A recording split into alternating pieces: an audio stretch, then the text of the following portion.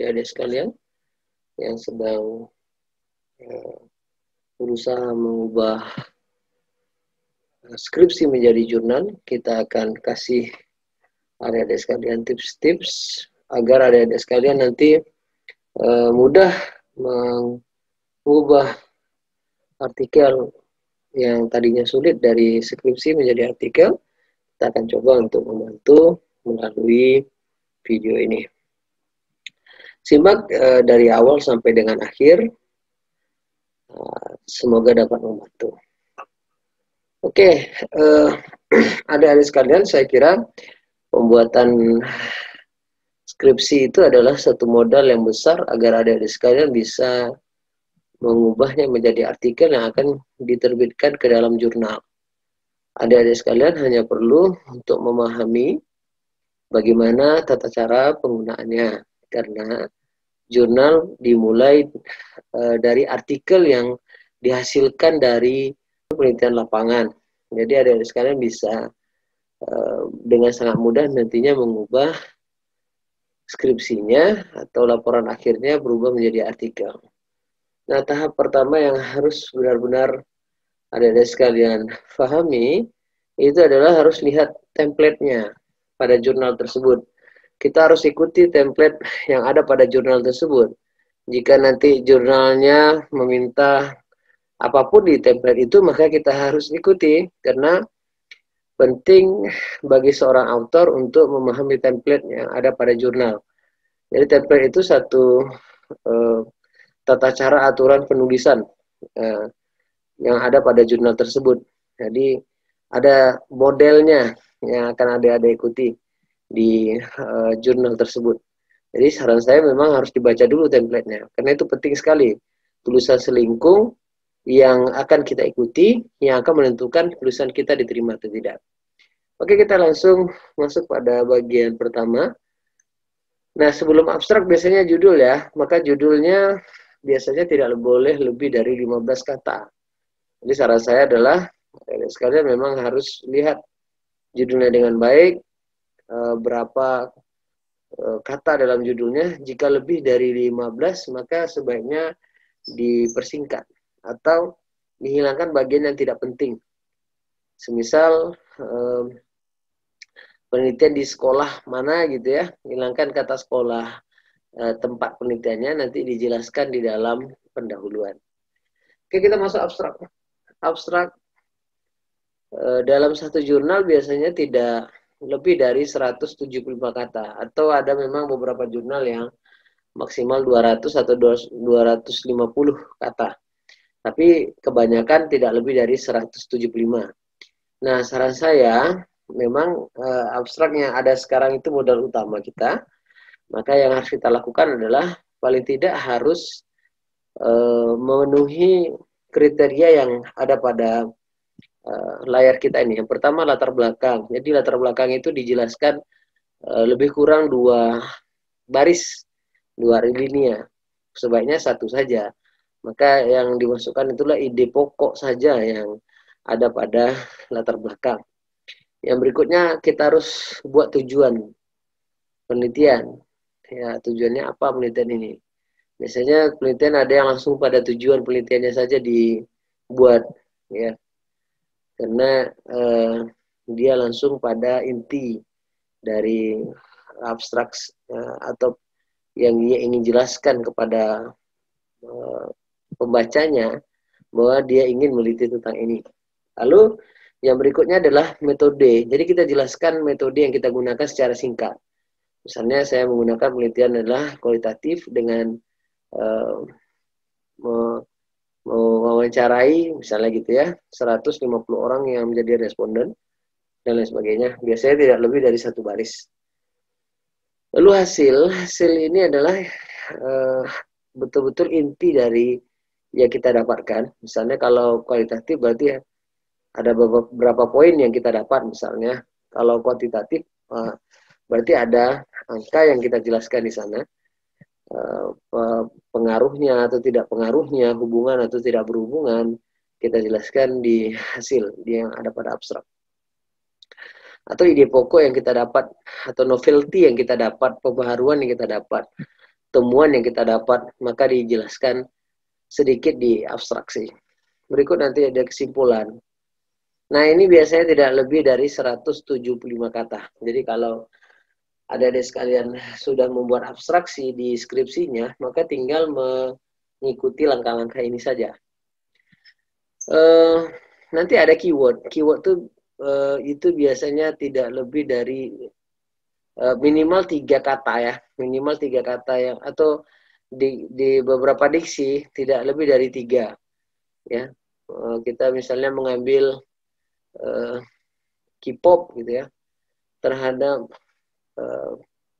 perilaku remaja di mana gitu ya. Berarti kita masukkan misalnya K-pop atau hal yang menjadi kata kunci di sana. Misalnya perilaku yang keliru gitu, menyimpang. Nah, dia tidak lebih dari 3. Di koma lalu dimasukkan kata yang berikutnya. Nah, ini tidak lebih dari 175 kata. Semakin detail sebenarnya di abstraksi itu semakin baik, maksudnya detailnya tapi singkat ya. Orang langsung bisa mengerti, memahami apa isi dari penelitian kita. Lalu kita masuk yang kedua, yaitu pendahuluan.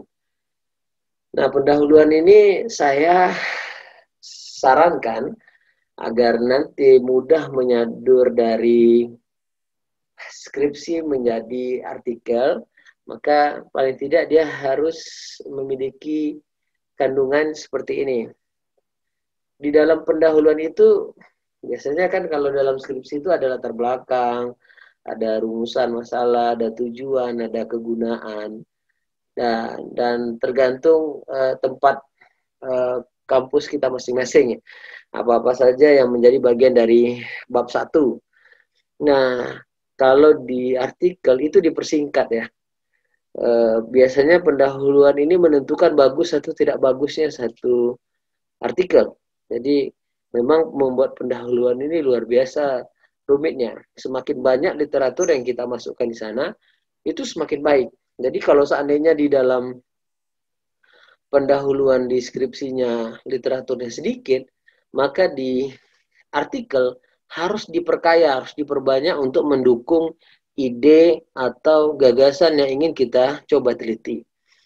Atau kita ingin membantah atau mendukung satu gagasan atau hal yang ingin kita buktikan, maka kita harus perbanyak literatur.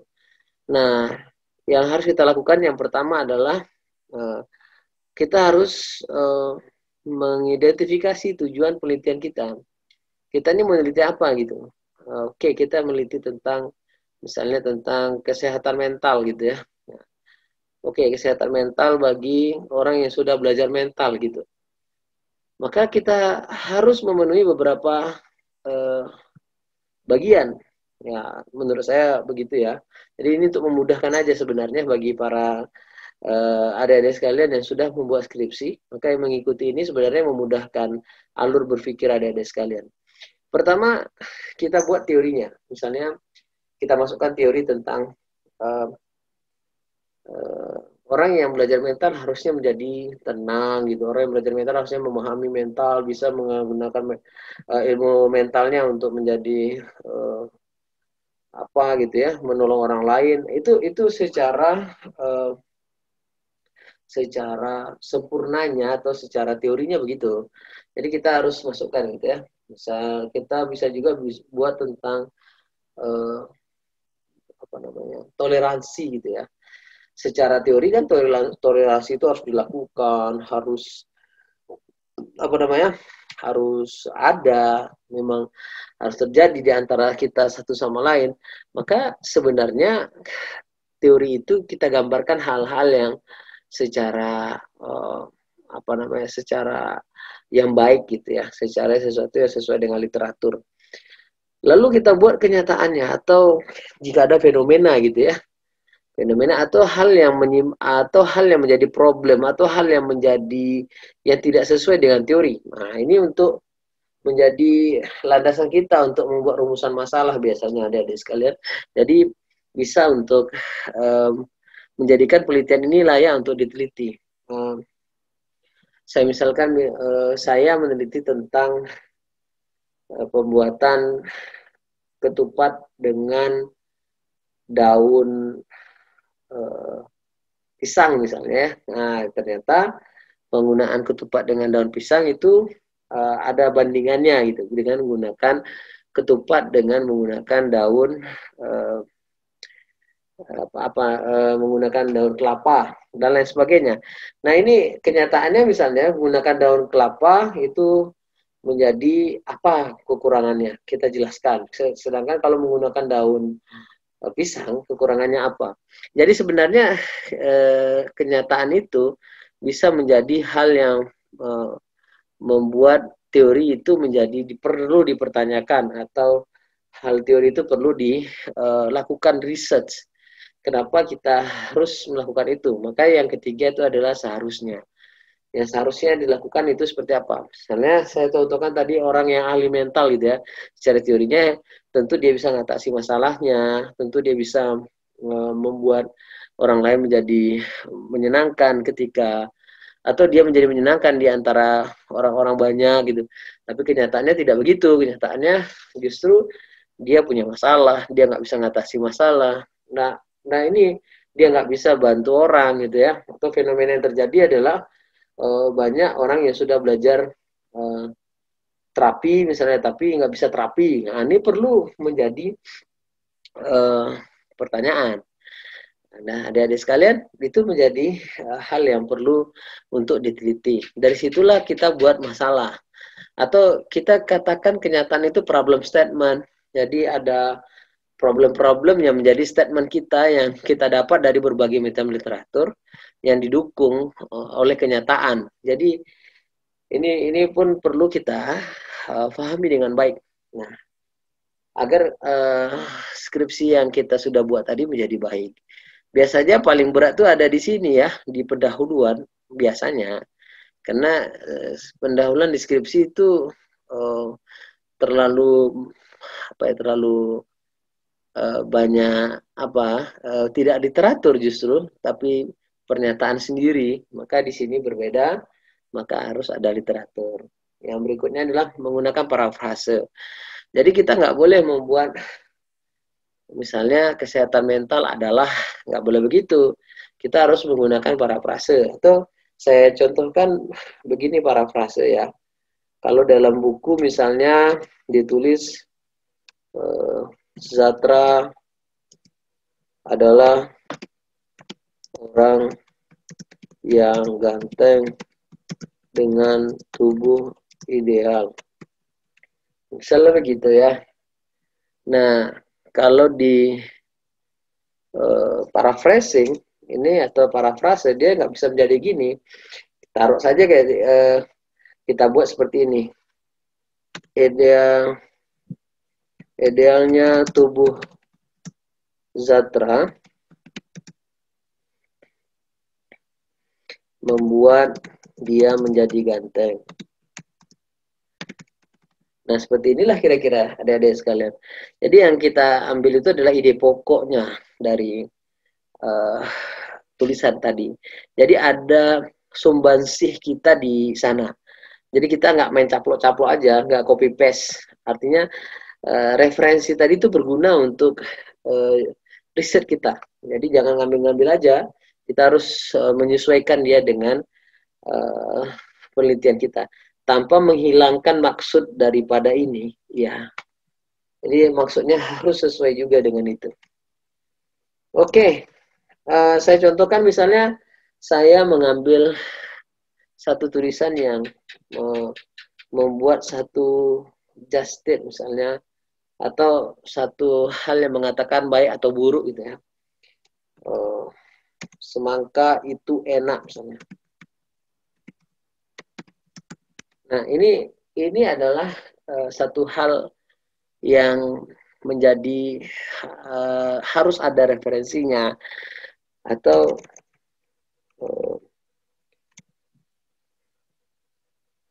Indonesia terdiri dari berbagai suku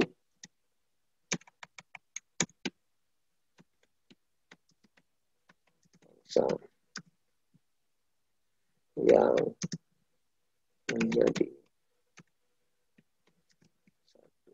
kesatuan yang tidak terpisahkan. Nah, ini harus ada dasar dari mana kita dapat ini. Jangan main letak-letak aja gitu ya, jangan main nulis aja nggak ada dasarnya. Maka kalau nggak ada dasarnya itu menjadi menjadi copy paste atau perlu dipertanyakan bahwa itu tidak punya dia. Jangan-jangan dia ngambil caplok punya orang lain. Jadi dia tidak punya dia. Justru kalau kita lakukan ini, ketika dilakukan similarity check dengan menggunakan aplikasi apapun, maka biasanya dia akan lolos ya. Kalau standar untuk skripsi itu di bawah 30% ya. Mungkin ada juga yang 25% ya. Nah, tergantung instansi masing-masing ya. Maka di sini adik-adik sekalian bisa setiap hal-hal yang merupakan bukan dari kita, dari buku atau dari manapun, maka kita wajib untuk meletakkan dasar kita mengambilnya dari mana. Atau kita bisa buat juga tentang jeruk manis ya. Nah, ini kalau dibuat penelitian, maka sulit untuk dibantah. Tapi kalau hanya letakkan seperti itu saja, orang bisa juga bantah tanpa harus membantahnya secara penelitian. Maka kalau dibuat penelitian ini, misalnya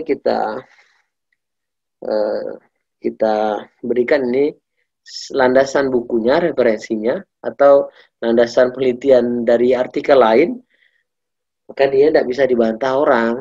Kalaupun mau dibantah, dia harus dibantah dengan penelitian yang berikutnya. Jadi adik-adik sekalian tidak perlu takut dengan itu.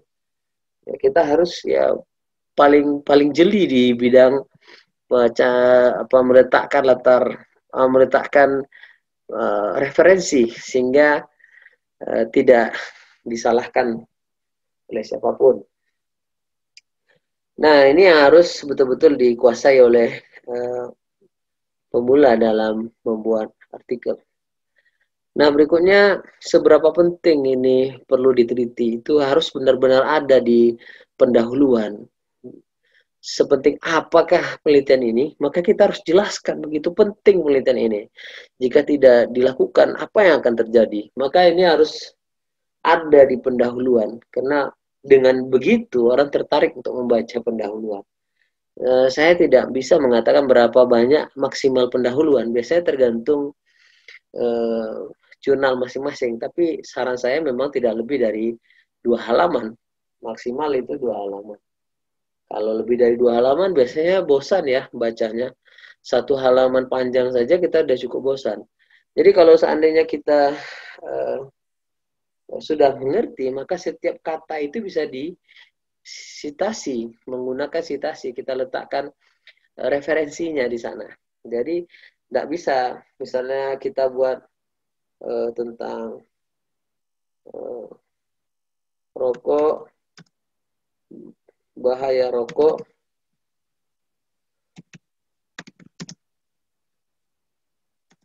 diantaranya menyebabkan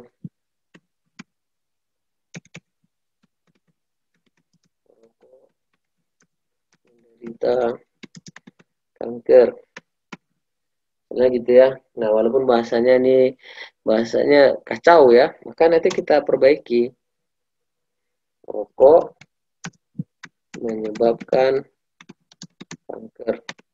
Nah ini sudah cukup mewakili hal yang di atas. Maka disitasi. Siapa yang bilang ini? Oh, yang bilang dinas kesehatan. Oh, yang bilang buku. Oh, yang bilang artikel. Oh, nah kita menyesuaikan itu aja. Jadi adik-adik sekalian nggak perlu khawatir dengan itu. Atau kalau dia meneliti tentang konseling misalnya ya, konseling dapat menyembuhkan orang yang bermasalah segi mental. Udah, itu bisa tuh. Mental yang sehat perlu diberikan ini. Dah, itu udah bisa. Sudah selesai itu. Itu udah bisa kita sitasi.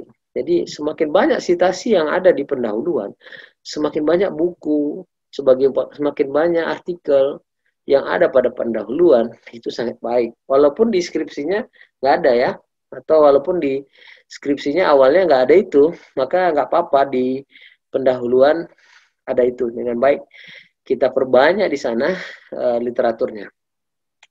Jadi literatur yang baik itu seperti apa? Literatur yang baik itu sebenarnya ada pada artikel yang senada dengan artikel kita atau yang membantu artikel kita untuk menjadi bahan dasar dalam penelitian kita. Nah, saya bukan tidak menyarankan yang bersifat buku atau apapun, karena artikel lebih mudah untuk kita cari ya. Kalau kawan-kawan mencari buku nggak apa-apa juga, bisa menggunakan buku, dimasukkan buku di sana. Tapi harus benar-benar bersesuaian dengan apa yang diteliti. Tapi kalau ini adalah jurnal bereputasi, saya sarankan menggunakan artikel ilmiah yang ada, apakah itu berasal dari Scopus ataupun kalau nasionalnya Sinta ya. Mau Sinta 1, 2, 3, 4, 5, 6. Yang penting sesuai dengan kaidah penulisan ilmiah. Oke, berikutnya kita masuk pada metodologi penelitian. Biasanya bahasanya tergantung ya, metode, ada metode penelitian, ada metodologi di sana. Tergantung cara penulisan selingkuh. Nah, apa yang harus ada di sana? Kita nggak perlu menjelaskan metode yang saya gunakan adalah kualitatif. Nah, bukan begitu. Yang kita jelaskan di metode itu adalah langkah-langkah yang kita gunakan dengan menggunakan metode tersebut. Misalnya, saya menggunakan kuantitatif. Maka yang saya lakukan adalah dengan melakukan uji regresi dengan langkah-langkah seperti ini, ya. Lalu saya menggunakan, misalnya ya, saya menggunakan RAS model sebagai bukti pengabsahan angket saya dan lain sebagainya, yang bisa membuat tim editor atau reviewer itu mengerti kita serius melakukan penelitian. Kalau seandainya di skripsinya belum menjelaskan tentang itu, di artikel harus dijelaskan. Kalau dia kualitatif, ya jelaskanlah apa langkah-langkah yang kita gunakan sehingga kita bisa menghasilkan penelitian itu. Nah, itu harus meyakinkan reviewer ya atau editor sehingga artikelnya bisa accepted. Oke, lanjut. Di sini juga boleh nanti meletakkan buku, meletakkan artikel, tidak apa-apa. Lalu masuk di hasil dan pembahasan. Nah, pada hasil kita harus, kalau kuantitatif misalnya, kita harus letakkan hasil dari yang kita dapat. Misalnya ada angka di sana, maka ada angka yang kita dapat, kita jelaskan sedikit saja, atau kita interpretasikan yang kita temukan itu sedikit di hasil. Kita jelaskan angka-angka yang kita dapat itu apa maksudnya. Lalu akan kita lebih detail jelaskan itu di pembahasan. Apa maksud angka itu? Apa maksud temuan itu? Kalau ada temuan ya, kalau ada temuan. Jika nanti misalnya setelah saya teliti ada temuan yang betul-betul fresh atau baru, maka itu perlu untuk didiskusikan, dibahas. Nah, ini bisa dibaca aja ya. Nah, mendiskusikan hasil penelitian dapat diinterpretasikan perspektif studi sebelumnya. Jadi misalnya kita punya di pendahuluan tadi sudah menyatakan tentang apa, lalu di hasilnya apa, bisa didukung atau ditolak gitu ya. Atau kita pakai hipotesis tadinya ya, maka bisa dikasih itu diskusikan tentang hipotesanya di sana. Nah, di sini juga berlaku literatur ya. Kalau kawan-kawan sekalian punya literatur yang mendukung hasil penelitian kawan-kawan, ya harus dimasukkan di situ apa hasil dari penelitian itu. Nah, pembahasan harus masukkan hal-hal yang mendukung pembahasan itu sendiri, apakah literatur, kajian kita itu seperti apa. Lalu menyajikan cara-cara singkat dari hasil penelitian kita tadi apa gitu ya. Misalnya agar orang sembuh secara mental ini yang harus dilakukan. karena hal ini sudah terbukti. Misalnya itu ya kalau bahasa penelitian itu nggak boleh, mungkin nggak boleh ya. Memang harus adalah bahasa yang pasti, sudah terbukti, sudah teruji, dan lain sebagainya. Lalu kesimpulan. Nah, ini kesimpulan ini adik-adik sekalian, itu biasanya tentang refleksi dari seluruh isi diskusi kita dari artikel tadi. Atau hasil dari masalah yang sudah kita jawab. Maka kesimpulan itu merupakan inti dari semua yang kita buat. Ini nggak boleh banyak biasanya ya. Biasanya ini ya tidak boleh lebih dari satu paragraf. Ya semakin singkat itu sebetulnya bukan saya mengatakan semakin baik ya, tapi itu semakin bagus sebenarnya. Karena menandakan bahwa yang bersangkutan tuh memang tahu bahwa yang dia simpulkan apa. Refleksi dari apa yang dia buat, itulah kesimpulan. Nah, kalau seandainya dia sudah buat itu, maka semua yang dia telah lakukan di tahap semua awal tadi akan sangat mudah difahami orang di kesimpulan. Nah, referensi. Nah, ini saya sarankan. Referensi itu minimal 15 ya. Kalau kita mau jurnal biasa aja 15. Tapi kalau masuk di jurnal Sinta 2, itu biasanya diminta di atas 20-an. Misalnya 35. Ya itu berguna ya. Menandakan yang bersangkutan memang benar-benar serius dalam menulis. Bukan atau yang dia tulis itu benar-benar bisa dipertanggungjawabkan. Maka butuh referensi yang betul-betul mendukung dari yang kita lakukan. Nah, adik-adik sekalian, kita cobakan melihat dulu. Nih saya tunjukkan. Ini adalah satu penelitian tentang terapi penyembuhan autis melalui pendekatan konvensional. Nah, kalau sesuai dengan judul ini terlalu banyak ya. Jadi adik-adik sekalian bisa singkatkan saja dengan membuang ini juga boleh. Atau dibuat studi di Jogja gitu ya.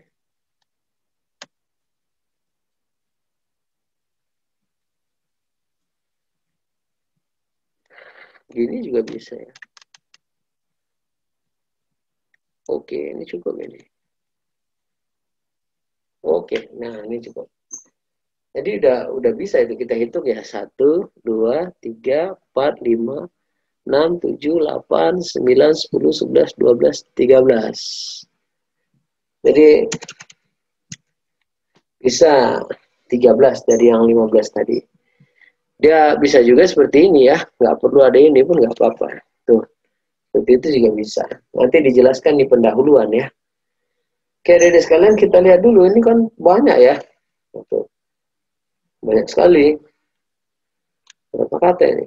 Kita coba masukkan.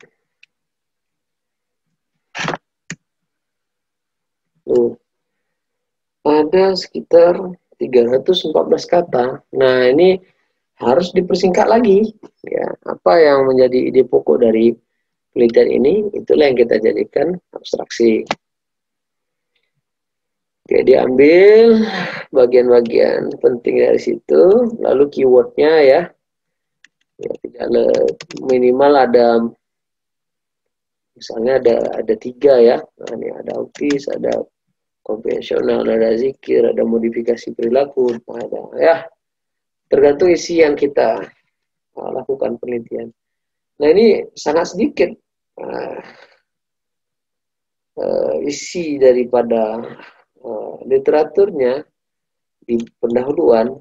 Ya, kita biasanya ngisinya di tinjauan masalah ya.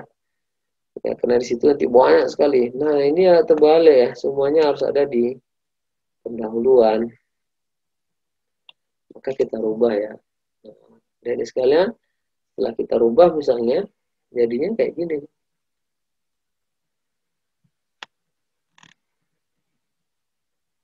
Oke. Ini dia tadi ya. Oke. Oke, ini dia ada abstraksi berbahasa Indonesia dan ada abstraksi berbahasa Inggris. Tergantung permintaan dari template-nya. Nah, ini kita kasih tuh. Autis digunakan dalam bidang psikiatri. Autis biasanya digunakan, kata autis bisa digunakan bidang psikiatri untuk menunjukkan gejala menarik diri. Nah, kita harus masukkan. Ini siapa yang bilang? Nah, ini harus benar-benar paham kita. Sehingga nanti tidak menimbulkan kekeliruan di sana. Nah, kita lanjut pada metode ya. Metode. Jadi ini juga tergantung selera jurnal ya. Berapa halaman, berapa jumlahnya. Kalau jurnal internasional itu kalau kita buat 3 halaman aja bisa ya. Atau 2 halaman juga bisa. Yang penting dia sesuai dengan standar yang diminta oleh jurnal tersebut. Nah, metode yang digunakan ya kita jelaskan langkah-langkahnya, berapa orang yang kita teliti. Kita jelaskan di sana dengan baik. Hasil dan pembahasan. Nah, ini hasilnya begini kita buat. Pembahasan kita jelaskan. Kalau ada foto, kita letakkan fotonya. Ya, seperti inilah kira-kira. Sebagai bentuk dokumentasinya. Yes.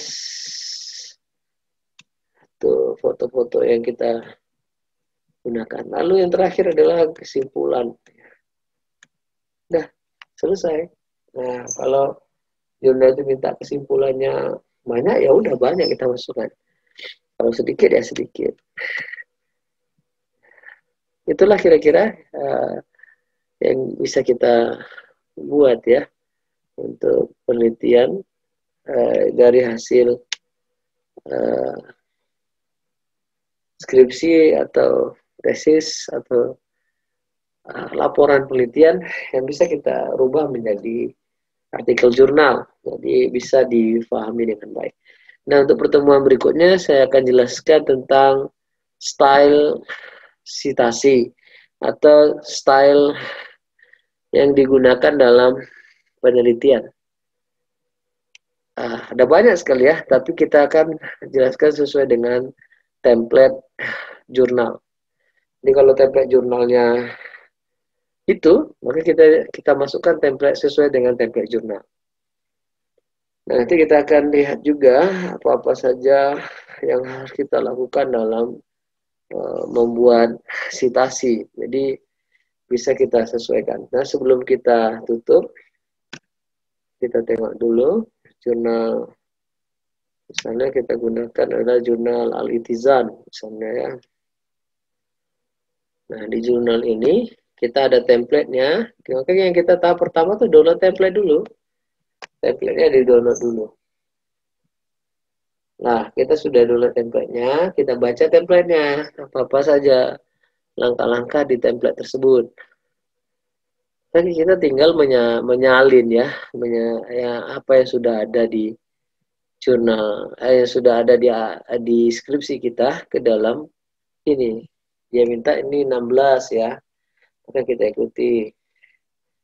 Ini nama pertama, biasanya nama penulis pertama itu adalah nama mahasiswa sendiri atau nama orang yang menjadi ketua. Nah, yang kedua itu biasanya nama pembimbing. Jadi jangan sampai salah letak. Kalau dia minta afiliasi berarti nama kampus, ya. Diletakkan nama kampusnya di sana. Ya, abstraksinya berbahasa Inggris, koresponden author jika kalau koresponden author nama pertama ya. Atau orang yang punya pengaruh tertentu terhadap penelitian ini. Oke, saya kira sampai di situ dulu. Ya, kita harus pahami bentuk tabelnya, kita harus ikuti bentuk grafik-grafiknya. Kalau dia minta acknowledgement, berarti ada coba terima kasih. Bisa kita minta acknowledgement pada dosen, guru, siapapun itu. Atau hasil dari kalau acknowledgement-nya itu berasal, penelitian itu berasal dananya dana DIPA, maka kita acknowledgement-nya pada yang memberikan dana DIPA. Kalau dia berasal dari orang tertentu, maka juga dikasih acknowledgement-nya pada orang tersebut. Nah, ini adalah beberapa alat untuk mensitasi, yaitu dengan menggunakan Mendeley, Zotero, ada ENOT, ada banyak sih ya yang bisa kita gunakan. Nah, kebetulan dia menggunakan stylenya adalah APA. Nah, untuk besok saya akan masukkan tentang bagaimana mendownload Mendeley dan menggunakan style APA atau menggunakan bawaan Microsoft Word dengan penggunaan APA.